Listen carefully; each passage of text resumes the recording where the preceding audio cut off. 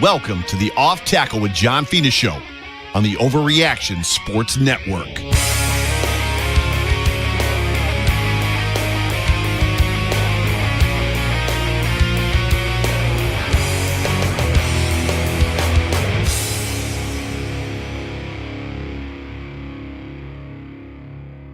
What is going on, everybody? Welcome into the Sahlen's Off Tackle Show with John Fina. I am the Big O, Jerry Ostrowski. He is John Fina.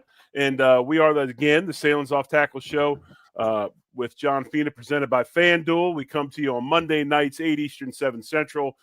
We got a lot to talk about today. Hey, we got a big win, a big Bills win over the Bucks, 44-32 in Orchard Park. I think there was a rumor that we might have, the real Josh Allen might have stood up this weekend, John. Yeah, man, how about that? I've missed it too. Happy Victory Monday to you, Jerry. Exactly. Good to see you. And we look like a couple of dorks with our shirts on. I love it. I love it. Hey, I'd wear this shirt every day, right? I'd like our moms dress us. We're twins. Yeah, we're going to be down in the principal's office after we fight all those Tampa Bay fans in the schoolyard, right? Exactly. Jerry, what a great game, man. What a I mean, we got so much to talk about. I watched the game just as you did. There were so many cool things to take away from this game. It's hard to even say where to start. We did title it.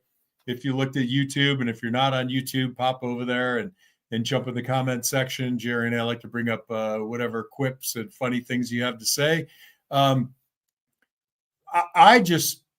couldn't get over as I was watching the film, and let's talk about Josh Allen, but with respect to having, Palmer and Samuel and Gabe Davis and Khalil Shakir available, to me, the first thing I recognized was the depth that the safeties had to play. The Tampa Bay safeties, their secondary played so much further off because I think they just felt like we had some deep threats coming. Did you get a take on that? Did you get a feel for that? Yeah, I did. A little bit of it is the style in which Tampa Bay plays. They like to drop their middle linebackers kind of like we do. But one thing I did notice, and it's not because Gabe Davis is a burner. It's not like we got this 4-2 guy that showed up all of a sudden. It's not because Josh Palmer is a burner. But what they are is they are hardcore vets in the NFL, and they understand their strengths, their limitations, and they run routes properly. So even though they might not have the top end speed that maybe we were all wanting or yearning for at the trade deadline, you watch Gabe, and I think Gabe runs routes the way they're hoping that Keon eventually runs routes. He's got a really good knack for bodying up receivers throughout the route because, as we know, he's not going to run away from anybody. Little stiff, has some limitations in his route running, but he does a great job of bodying up corners and walling off. And then you throw Palmer into it, who's probably one of the top route runners in the league. I mean, he is as smooth out of his break as you'll see. And yes, I mean, all of a sudden, safety's got to play deeper because they got to respect that stuff. And now all of a sudden, there's a lot open underneath. And I agree with you. That's one of the first things I saw on Sunday was just how much space there was in the middle of the field. Now, some of that had to do with them getting a little bit out of 13 personnel because why be in 13 if Kincaid's not playing? Right. Because, everybody wants to harp on 3 tight ends. Really, it's 2 tight ends. It's really ace with a split out tight end is what our 13 is. But no, I think you're right, John. I've noticed it myself. And obviously it sparked something in the passing game that awoken, Josh Allen this weekend. Well, and you brought up a good point. It's not about having to run a 4-2. It's just about being a veteran and understanding how to run those vertical routes. And you're just opening up the middle of the field, given opportunities to move the ball around, spread the ball around. And, it's funny because after reviewing the film, Josh had about, I think, 3 throws, maybe 4 that kind of sailed on him. But I also think, and give me your thoughts on this, it's not that, well, maybe it is, that the offense has been limiting him. Like he's like a starving lion, right? And he wants to throw the ball downfield. I think there's, like anything, there's got to be some repetition to that, some familiarity. And there were a couple that he missed, which weren't even close, that were downfield. And I thought, if we might have been doing this a little bit more, he might be a little bit more accustomed at this point in the season to ripping that off. So that's part one. Part two, just that seeing it in this game, it almost was invigorating for Josh. I think he really came alive. No, I think so too, and I think there's something about Gabe Davis, and you hear Josh talk about the trust word. He has something. There's something about Gabe that he trusts. I think he trusts Josh Palmer. He just hasn't been in the lineup because of injury. Right? But it's funny too. I think that sometimes we get caught up in certain things and game plan and everything. But I think you really have to put a magnifying glass on game script. What was the game doing at that present moment? Obviously, Tampa Bay was having a lot of success, scoring points, running the football. We weren't necessarily running the ball, so we had to throw it and found a spark in the passing game. But yeah, I think obviously, John, and I think you made some great points, but a big part of this has to be, his comfort with Gabe. And it's funny because Gabe hasn't been around in a while, and it's not like he's been down practicing a ton. I mean, he had to rehab from this knee injury. He gets back, and automatically it's like putting on an old pair of jeans, man. Like, they're comfortable, and it feels good. And right off the bat, they start completing passes, and it just kind of sparked everything. So it was good. It was really good to see. It's that same feeling. You haven't talked to your high school buddy in 5 or 10 years. You call him up, and it's like nothing's changed, right? Right. So you fall right back into the same stuff. Yeah, exactly. That's exactly right. You brought up the running game, and to me, you have to look at the running game as what is it doing if it's not successful, right? So we did run some play action off of it early on. We struggled. There's no two ways about it. But I think still by having the threat, even though it gets shut down a little bit, if you stick with it, and I thought Brady did a fair job sticking with the run, even though it wasn't terribly successful, it still gave us the opportunity to open up more things in the short passing game, in the play action game. And do you think like a lot of people forget when they look at the stat line, the contribution that maybe not an outstanding running game can contribute to the passing game? Yeah, I think so. I think that a lot of people don't, a lot of fans, casual fans, the running game's not sexy, man. It's not what they've come to see. They want to see bombs, right? But when you look at this Bills team, I think that it started with Carolina, and now there's been adjustments. And we talk about it all the time. This is a copycat league. A lot of these coaches are running stuff on game day that they've seen on the last 3-4 games that they've studied. It's not like they have grandioso ideas. They choose and pick and steal across what other people do. And with that ability that the Bills had against Carolina to run the pitch so well in the outside zone, and then also knowing the history of the Bills and them wanting to run outside zone, teams have kind of changed up how they're defending them. Those linebackers and secondary players aren't over pursuing. They're staying back behind the D lineman and waiting for that James Cook cutback. What was nice to see, John, and you know this because we've used to talk about it all the time as players, when it mattered, when the Bills had to run the ball to kill the clock to win the game, they got downhill. They changed their blocking schemes in the second half. Yes, they did. I was going to say that, Jerry. Yeah. You stole it from me. I'm sorry. They ran a lot of gap scheme. They ran more downhill double team stuff as opposed to lateral, and they even threw in some fold schemes. And they changed up how they blocked, and all of a sudden, when you're not running sideways, guys, you're going downhill. Guys in the second level find it hard to fit when a defensive lineman's in their lap. And that's what they did. And when they had to kill the clock in that 4-minute situation, they did. And I think that's a big plus and a big reason they were able to get this victory, because when Tampa Bay desperately is trying to get the ball back, the Bills are killing the clock.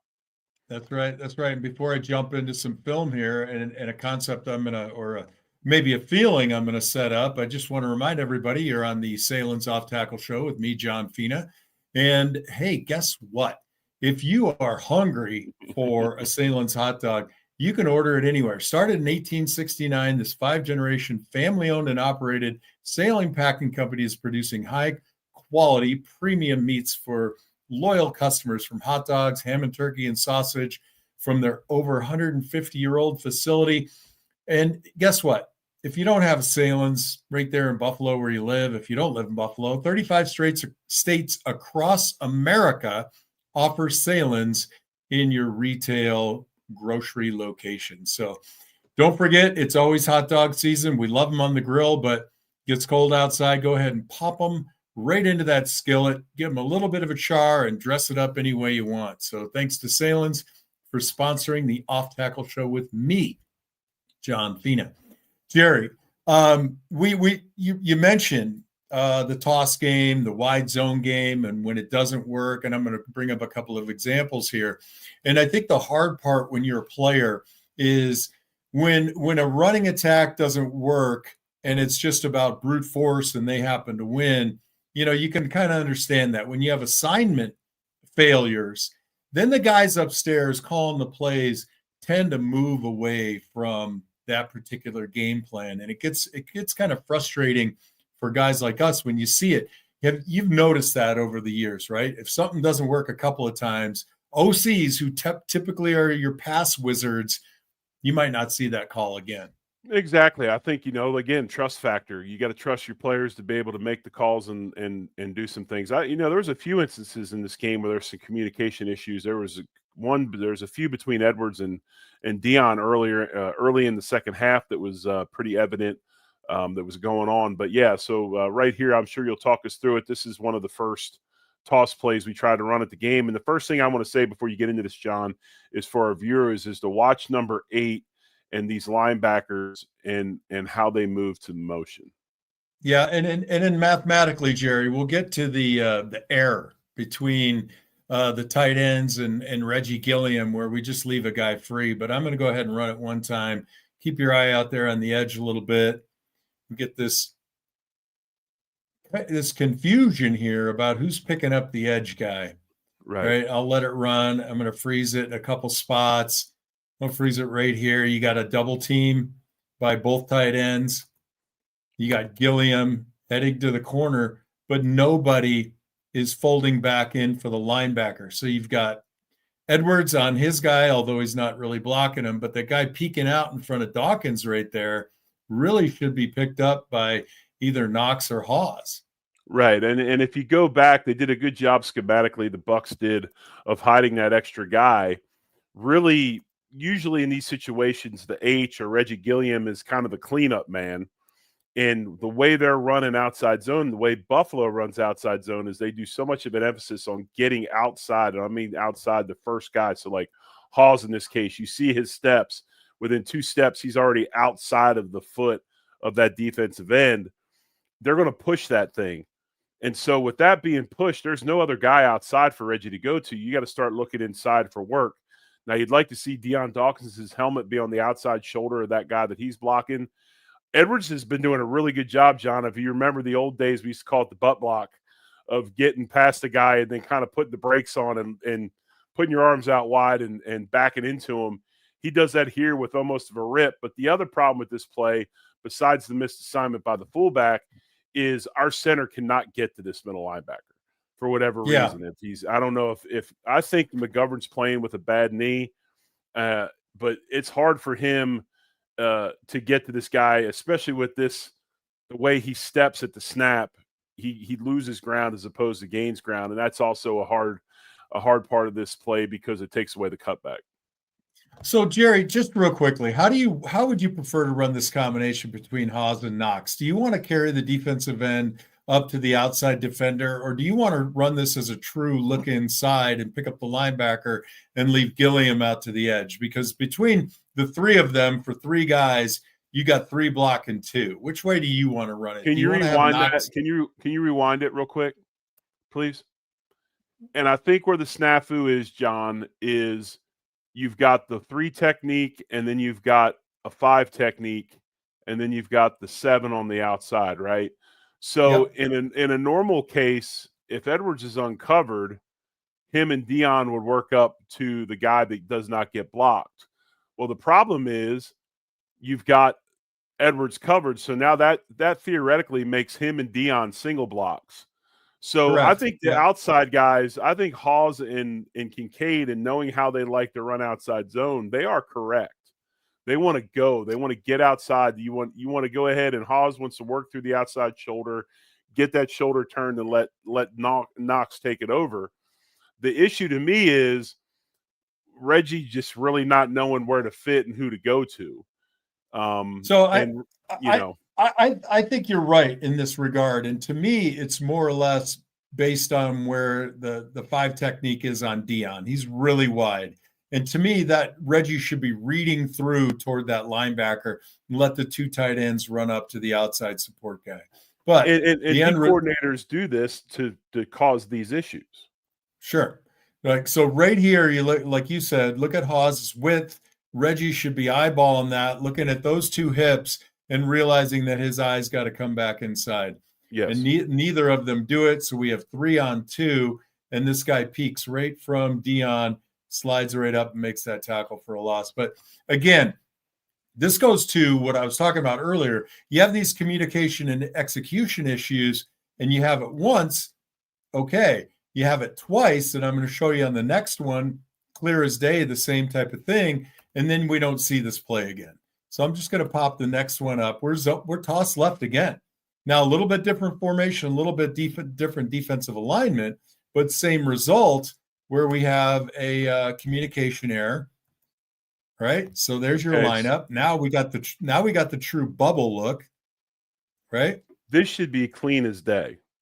Clean. Right. The hardest block here is going to be again. And now here's what happens. You watch the motion, you see Shavers go across the motion, and the linebackers respect that and shift. So now McGovern's guys actually stacked over the right guard. I don't think that's how they run it here. In Buffalo, that's how we would have done it. In Buffalo, they're going to still press play side, which is fine. Okay, that's fine. And Spencer's going to come down inside and try to cut this off. But, you've got to really know who you're going to. And then the other thing is, Johnny, you don't ever see anybody pointing. Okay, thank you. And for everybody listening out there, what Jerry's talking about is pointing. Is you get up to the line of scrimmage and you start counting.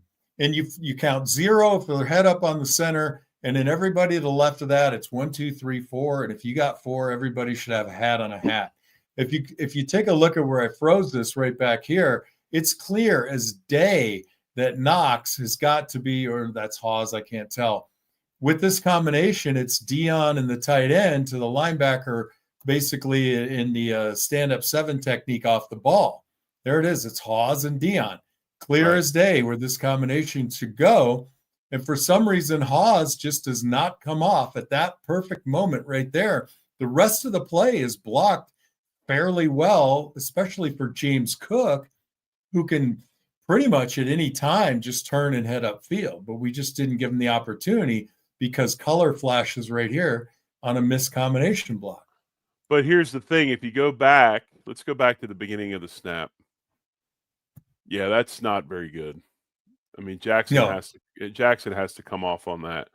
And see, the main thing is I don't know who the point is. I don't know where they're going. But what I want our listeners to understand is how these calls work is they work distally. So the call starts with the center. The center makes a call. The left guard hears what the center says. Then he makes a call according off of that. And then the left tackle hears that. He knows what he does, and subsequently. So it works from the middle out. It works distally. And, we were always taught, man, there's no secrets. Those guys watch a lot of film. They know what's up. Point who you're going to. A block or ace block to 54, whatever you have to do to make sure everybody's on the same page. But I just think some of this too, though, John, was pretty good scouting and game planning by Tampa Bay in the fact that, that's a tough look because somebody's going to come free because right here, and I know motion kicks them over, but it's hard to get those guys. And that's another thing too, is you make a call, John, that you make a call, then motion comes, moves everybody, and you're trying to make a last second change up and the ball snapped. Yeah. Well, defending us in this, the problem that occurs that's is what I was doing. If you have a couple of assignment errors, which to me both of these clearly are, right, then your OC isn't going to call this again. And this is a moneymaker for James Cook, right? This kid gets to the edge, he cuts it up, he does a great job on this play in particular. But when you get a 0 and a minus yardage play, this thing hit the mothballs until the fourth quarter, Jerry. And that's. But why did it work in the fourth quarter? Why did it work in the fourth quarter? Well, we mixed it up with some Boom. gap scheme runs Boom. and some double team runs vertical up on the inside. And this is what, you and I will complain all day long until they can put it on our. That's why I set it up for you. Go with it, brother. That's right. You know what?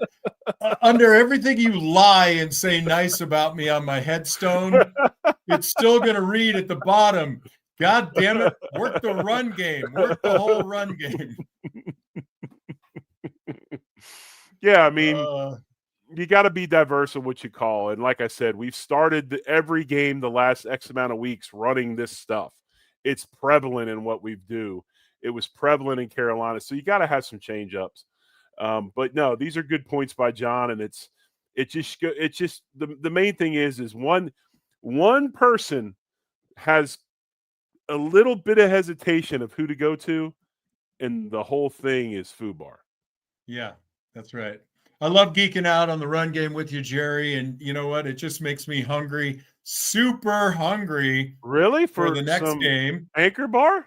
For some Anchor Bar wings. You read my mind. It's the home of the original Buffalo chicken wing. It's the place to watch the Bills game and any other damn game you want, including highlight, soccer, volleyball. You go to the Anchor Bar in Tucson. There's 64 televisions on the walls. It's insane. Their wings are fresh. They are never frozen. They're jumbo and high quality. They're deep fried and sauced to your liking with Jerry. Over 24 varieties of sauces and dry rubs to choose from. In addition to their famous buffalo wings, all Anchor Bar locations have a variety of menu choices such as appetizers, boneless wings, chicken tenders, pizza, beef on weck, fresh burgers, sandwiches, and salads and wraps. I don't know who's ordering that stuff, but they do it great. Come out to the Anchor Bar. There's 16 locations nationwide, one in Tucson, opening in Raleigh, North Carolina, Frisco, Texas. Thank you, Anchor Bar, for sponsoring, along with FanDuel. And Jerry, it's the Buffalo Bills minus 4.5 on the FanDuel line. What do you make of that? It's interesting. I mean, this is a tough Thursday night game to go to, especially with the defense they have. But I understand. I mean, you're still playing a backup quarterback, even though he's 2-0. He's still the backup. C.J. Stroud out in concussion protocol. It'll be a good game. But it's Thursday night on the road like this, and we're favorites. That makes me a little nervous. Yeah, a little bit nervous. And you mentioned defense down in Houston, but I'm going to bring up my last play of the game here, and I want to give a little bit of credit. Drop that Anchor Bar off the screen there, if you don't mind, sir. Yeah, sure. Let me go back. Let me get in here to my media assets page. There you go. Thank you very much. This is a really cool pressure package that Tampa brought, Jerry, and this was specifically designed, I think, and I want your take on it, because of the way Spencer Brown sets and subsequently how Torrance typically has to set. And they use this pressure a couple times in the game before this, where we're kind of forced to slide to the left and expose the weak side. So I want you to keep your eyes on number 8, and what he does here is really cool. I'm going to freeze it right there. Watch number 8. He's coming downhill. He's not even headed to Josh. He goes specifically for the pick on Torrance and blows Torrance up to free up the defensive end. And the hardest thing about this stunt, John, I think that makes it so difficult is normally these stunts are 2-man stunts. This is a 3-man stunt. So Torrance is preoccupied. He's not kind of shuffling right. and then feels the, his guy goes, weak and then try to loop whatever. He's preoccupied, and Brown sees it, and he's already got his eyes inside. He's going to try to trade this off, but yeah, this pick by 8 is big time. It's I saw this as well. This is a really good stunt by the BUCS. Yeah, and I think it works really well, particularly against our offense, because we typically slide to the point. They set it up to make sure that from McGovern to Dion, we're moving to the left. We got arguably not our best pass blocker in James Cook behind it, but number 8 has zero intention of rushing the passer. He's in this for the pick. We have kind of jump sets, if you will, or flat aggressive sets by our right side. And this is a perfect opportunity. By doing the way they set, it naturally opens up a gap. And I'm just going to tip my hat to the defensive coordinator for Tampa Bay for running this game. It was a really, really tough game to pick up. Unfortunately, Josh takes a hit there. But, you got to tip your cap to the competition every now and again. That was a smart pressure. Yeah, I mean, it was cool because if you go back even further and watch it, they kind of trade. And one thing you'll always see, okay, no matter what a defense does, if somebody vacates, somebody's coming. So 98 in this situation would be the contained player, right? Well, what ends up happening is with this loop inside by 98 and then 8 picking, 90 then works his way outside to become the contained player. And they trade spots. So no matter what they do, they're going to get back right into where they need to be, but it might be different guys. And if you watch by 90 playing contain and let it roll, Josh will scramble. He gets out, he gets away from that pressure and doesn't get sacked. But eventually here, 90 playing outside is the one that ends up making the big stick. Yep. And, this is a great rush. Okay. Just like really you said, and I did a great job advancing it to everything you were talking about, I have to say. The average person might look at this and say, why can't Spencer Brown hold that guy out in space forever? You just can't. And at the length of this play, at some point, this guy is going to come free. You'd like to think that Josh gets rid of the ball a little bit sooner. It's part of the game. You're going to take some hits, but hats off to the Tampa Bay Buccaneers defensive coordinator. They brought some really, really good rushes. Jerry, we're about 27 minutes in. Thanks for everybody who's watching the Sahlen's Off Tackle Show with me, John Fina, and my superstar teammate, Jerry Ostrowski. Something else I wanted to bring up, and you and I kind of chatted about it over text a little bit earlier, and I was early in the game. I hadn't watched the second half yet, so I'm going to, at first blush, kind of disagree with you and then secondarily agree with you. And this is my take on Terrell Bernard, who on paper had a really outstanding game. And as I watched it, when he was out in space in pass coverage and pursuing running backs, he's looked virtually Hall of Fame. I mean, he was flying around. My issue sometimes is early in the game, and Tampa Bay is a really aggressive and very, I'd say, smart inside run game. I felt like Terrell was getting a little bit lost. He responds to motion so much, and then he sometimes flies himself out of the play. But when he hits it downhill and takes the shoulder of the offensive lineman, he has a much, much greater effect on stopping the run. I think the biggest issue with him, there's a couple issues. One, well, I would say there's 3 issues. One, he's not overly big, right? So he's really not a true blue plugger middle linebacker. It's not what he does. He's been paid to play deep middle and zone coverage and make plays with his athleticism. Hard to be an athlete when you're dragging a leg around. I think it's kind of been hinted upon. He's got some ankle and knee injury stuff he's dealing with that slowed him down a little bit. You could see that in his pursuit of Baker Mayfield and that scramble that led to the touchdown or at least the first down. The other thing is it's hard to fit as a middle linebacker when you've got a defensive tackle and 2 offensive linemen in your lap. And right now, if a defensive tackle is supposed to play B gap in a 3 technique, that means that the linebacker then plays A2, so A to his side, and then if he's got to scrape over formation, he'll play B away because there's a nose guard that's playing the A gap on the other side. It's kind of how they work in conjunction. Our defensive tackles are having a really hard time of maintaining their real estate inside for whatever reason. Yeah, I am not going to disagree with you. But I will say, in a lot of the early part, up until this game, I thought this is his best game of the year. Is it perfect? No. But it was much, much better. And he's much more willing to get downhill. But yes, this season it has been rough on him. He just hasn't had that trigger that we've seen out of him in the past, where he's making tackles for loss behind the line of scrimmage because he's anticipating and reading so well. I did think that he got a lot more comfortable in the second half, and he just became far more physical, and he was willing to just meet these guys at the line of scrimmage. And a lot of what happens when you do that, if you're soft, you create a lot of creases.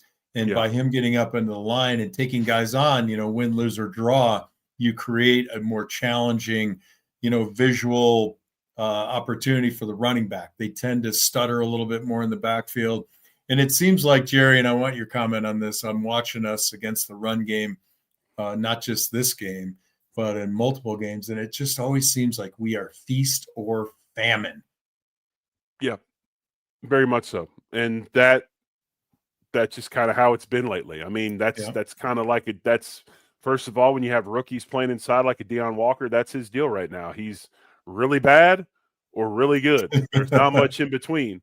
Others are having some issues as well, but it was definitely interesting. We're having our issues holding ground in the middle. And then the other thing I think we're seeing, John, I don't know if you noticed this or not, tons and tons of old school gap scheme stuff gets run against us. We get down blocked a million times. I mean, they'll run zone, but you'll see wham blocks on tackles. You'll see traps. You'll see folds. You'll see down blocks. I mean, there's stuff going all over the place. And, it's one of those deals where I think, like, for instance, with Deion Walker, that's his biggest problem right now is when you put two guys in front of him and he can take that 6'7", 300 whatever pound body and try to anchor it, he's probably a little bit better. But all of a sudden, if he comes off the ball, and he usually tends to play a bit high because he's 6'7" or whatever he is, I think he's 6'7", you get a down block inside, you don't see it, you get washed. And we see a ton of that, man. There's just guys, it's like John Fina used to say in the old days, it's a whirling ball of Ginsu knives. let me just add this. And you brought it up. Come to the end of the third quarter and the fourth quarter, we started running some of our gap scheme and angle blocking stuff. And I think it must have been like Cromer on the radio with Joe Brady going, "Hey, we have those plays too, bro. Why don't you call a couple of those plays, bro?" Well, it's hard. Brady was like, "I don't know what page that is on my sheet, man. I might have left that in the locker room." Yeah, I mean, sometimes it's hard when you're playing against a nose guard like Vita Vea, who's so big.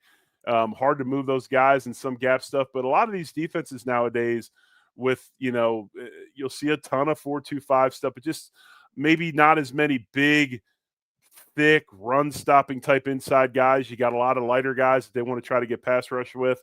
That gap scheme is what takes care of that speed. And when we get into it, John, we do a pretty damn good job of it. But it just takes us sometimes a while to get into it. Yeah, you're absolutely right about that. James Cook, though, is so smooth between the tackles. His patience and burst and read is incredible. Hats off to the defense for the goal line stand early in the game. Yeah. I think that was just outstanding.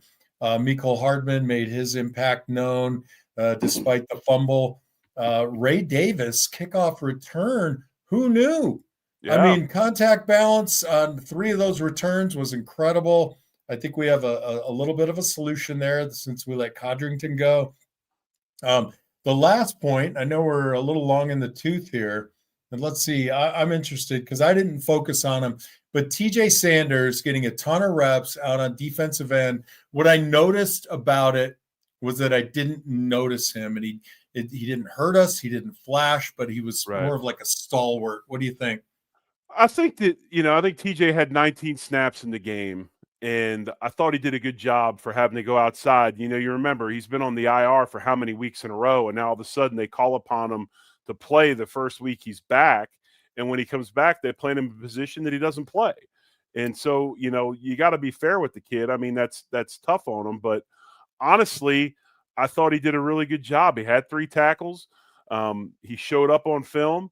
And one thing about playing outside and not inside that I think probably helps Sanders. Sanders does have some twitch to him. He does have some length to him, but you're not in the washing machine, right? You're not in the spin cycle inside where you got all these guys coming around. You got to play contain, you got to squeeze, you got to do those things. And I thought he did a really good job. And I would have to think anyway, with the injury situations we have, I think Bosa is still, he re-aggravated that wrist pretty early, and he kind of drug that thing around most of the game. But the injury situations we have outside, and now that you don't have Landon Jackson, you'll probably see TJ Sanders play there quite a bit the rest of the year. And I actually think he'll get better and better as he does it more. I don't think he looked out of place at all. Well, I'm going to channel my inner Jerry Ostrowski, and I'm going to go out here on a limb and say, with TJ Sanders playing end a little bit more stout, because Bosa tends to, pick and choose and dart and sometimes gash us because he's, going for the big play. And I like what he does. Sometimes it hurts us.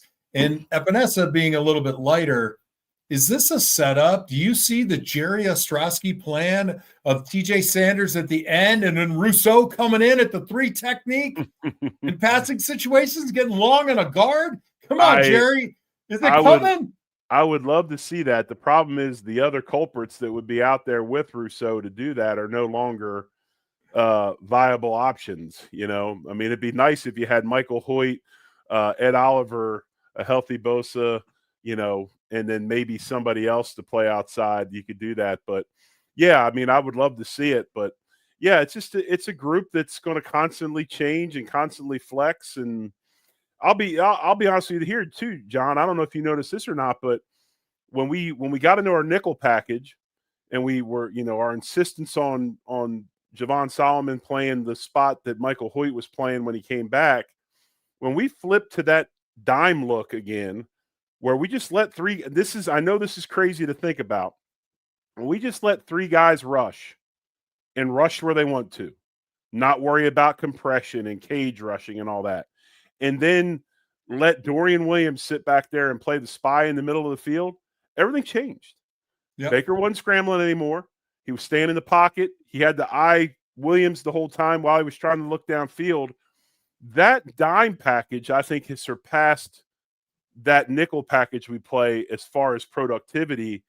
I hope we see it more than just going right into the 4-man rush with. I would rather play the dime package and maybe blitz somebody as the 4th man. And then you got Taron Johnson and Cam on the field at the same time. I mean, those guys they're playing terrific defense. Again, you're listening to the Sahlen's Off Tackle Show with John Fina. Tell a friend, come back, look at the video. We're going to wrap it up now, Jerry. Let's see. We did the post-game show last night. I'm sorry I missed it with you and Joe. I'm going to have to watch that again. And then tomorrow night, we are back with On the Beat. And Jerry, you are going to have your show with Zig Fracassi, and that's called 7 Days to Sunday. Although this week it should be called 4 Days to Thursday. But yes, it's 7 Days to Sunday. That's right. 7 Days to Sunday. We got Mafia Bets with Dan Freddy, and we got the walkthrough with Anthony Marino. Everything you want in the way of Bills content, overreaction, Buffalo Sports Network, presented by FanDuel. Everybody, I'm John Fina. I am at John Fina, and on Instagram at John Fina 70. Jerry, tell everybody where they find you, as if they didn't know. You can just look on the screen at Ostrowski_Big O, and I think I'm at Oski. At Oski, something like that on Instagram. I don't know what my Instagram account is. Well, there can't be more than one. Yes, there can't be more than one. But so check me out on socials. Subscribe to the show, tell a friend, do all those things. We appreciate you taking the time to listen to us tonight. And it's always fun to bring you guys the latest on what's going on with the Bills. Happy Victory Monday. My final thoughts, Jerry, and then I'll let you run with it. Short week. Get as healthy as you can and come out of the gate hair on fire down in Houston. But other than that, Jerry, I'm just going to say go Bills. Exactly. You go ahead and you try to get as healthy as you can, get on that plane and compete. And Thursday nights are tough. Thursday nights at the end of the season are especially tough. But I think the Bills have another one in them. So appreciate you folks as always. Much love. Go Bills.